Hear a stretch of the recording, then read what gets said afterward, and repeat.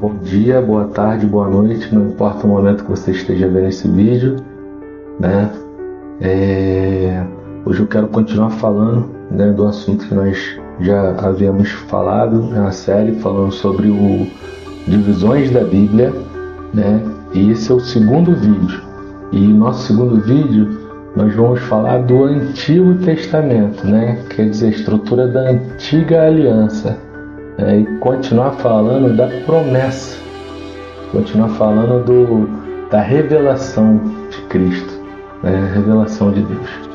E se você não entende o Antigo Testamento, você não consegue entender a Jesus, né? Porque o Antigo Testamento não é passado. É fundamental entender isso. O Antigo Testamento não é passado, sabe? Ele aconteceu no passado, mas ele continua presente. Ele é necessário. E a palavra de Deus se renova, né? E além de se renovar, a palavra de Deus, ela é útil. Lá em João 5,39 vai dizer assim: examinai as Escrituras, porque pensais ter nela a vida eterna. E são elas, a Escritura, que dão testemunho de mim. Mim quem? De Jesus, né? Então não tem essa de Antigo Testamento, Novo Testamento, que um tem um peso, uma validade, uma importância maior do que a outra. Não tem. E para ficar didático, nós vamos continuar dividindo em blocos, né? Vamos dividir essa parte em 4 blocos. E o primeiro bloco, nós vamos falar da lei, é a Torá. E a lei tem 5 livros da lei. Que livros são esses? Gênesis, Êxodo, Levítico, Números, Deuteronômio, né? São os livros da lei. E quando eu abro a Bíblia lá no início, na primeira página, eu consigo ver o capítulo 1 e o capítulo 2 de Gênesis, eu consigo ver um Deus triuno criando, né? E eu chego no capítulo 3, infelizmente eu vejo a queda do homem, a queda do Adão, é onde o pecado entra e nós nos tornamos pecadores. Aí eu ando mais um pouquinho à frente, eu vou para Gênesis 12, eu consigo enxergar a aliança branca que Deus faz. E após isso eu ando para Êxodo 20, eu consigo ver a lei mosaica em prática, né? A lei revela a santidade de Deus e, acima de tudo, a incapacidade humana. É como falamos no vídeo anterior, a lei, ela serve para nos aproximar, ela serviu para nos aproximar de Cristo, mas não foi eficaz, né? Por isso que veio Jesus. Em Romanos, no capítulo 3, versículo 20, vai dizer: por isso, pelas obras da lei, nenhuma carne será justificada à sua vista, né? Porque por meio da lei vem o conhecimento do pecado, né? A lei é importante, mas não é a lei que vai nos salvar.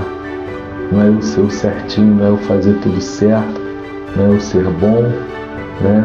Tem gente que quer ganhar troféu por ser um bom marido, ou uma boa esposa, ou um bom cidadão.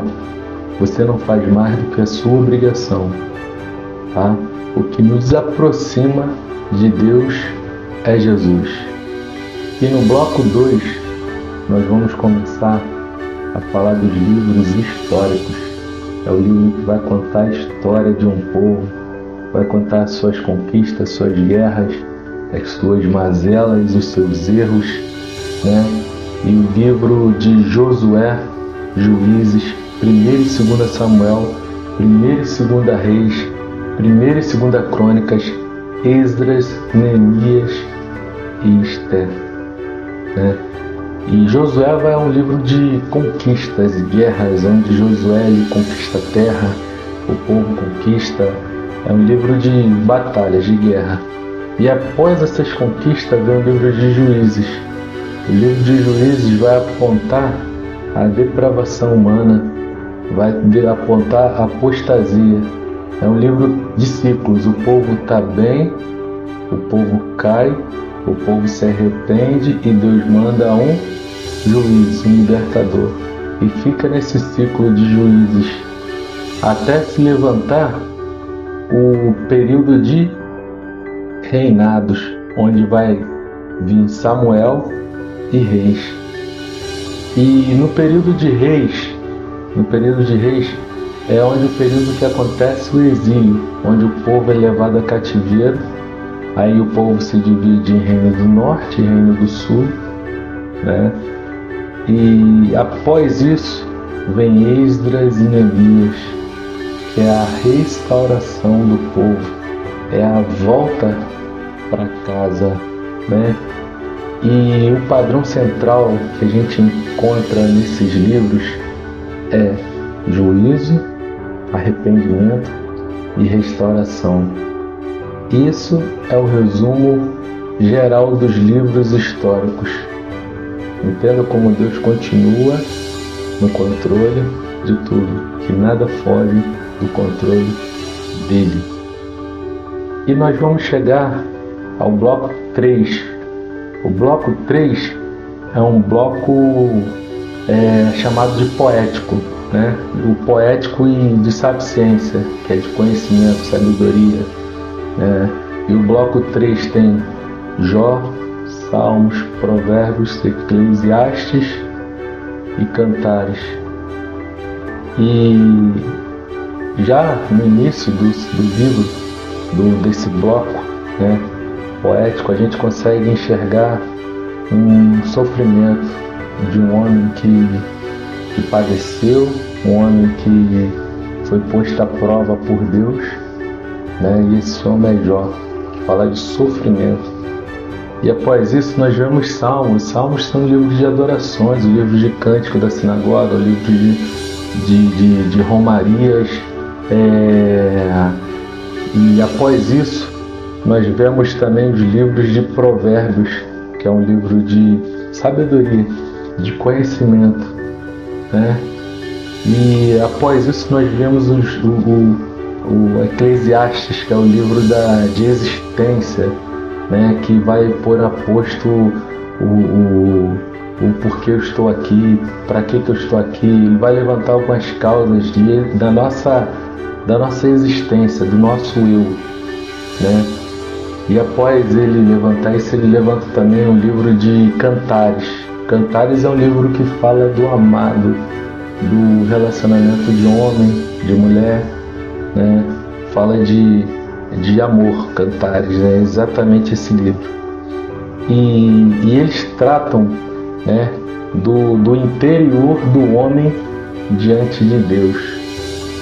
É isso que ele fala, do interior do homem diante de Deus. Se eu pudesse resumir todos esses, que é uma causa bem difícil,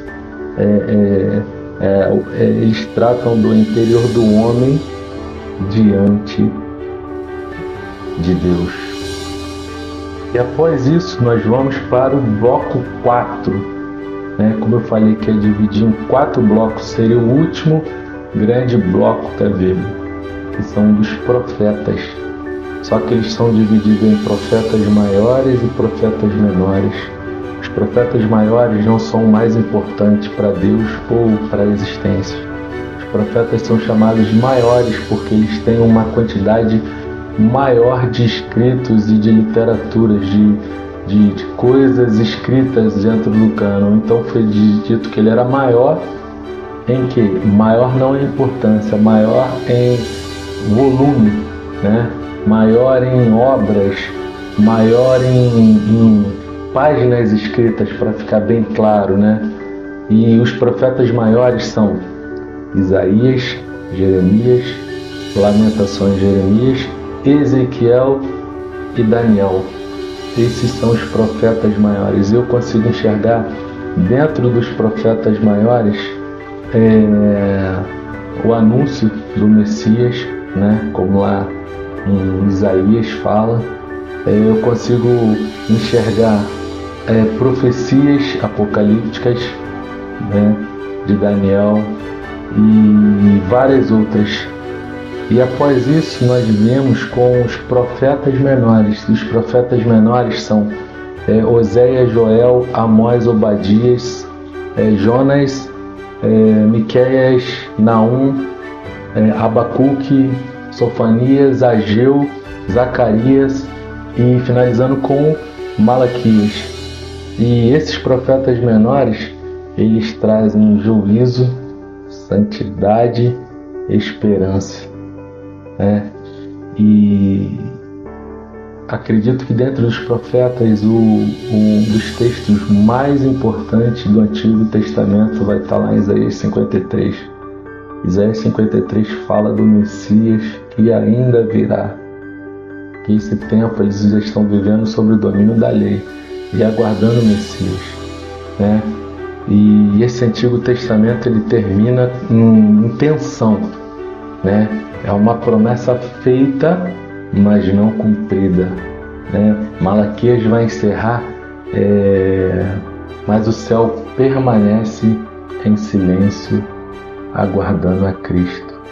É como uma criança que aguarda na porta a chegada do seu pai, ansioso, com saudade, querendo ver o seu pai. Assim finaliza a antiga aliança, o Antigo Testamento.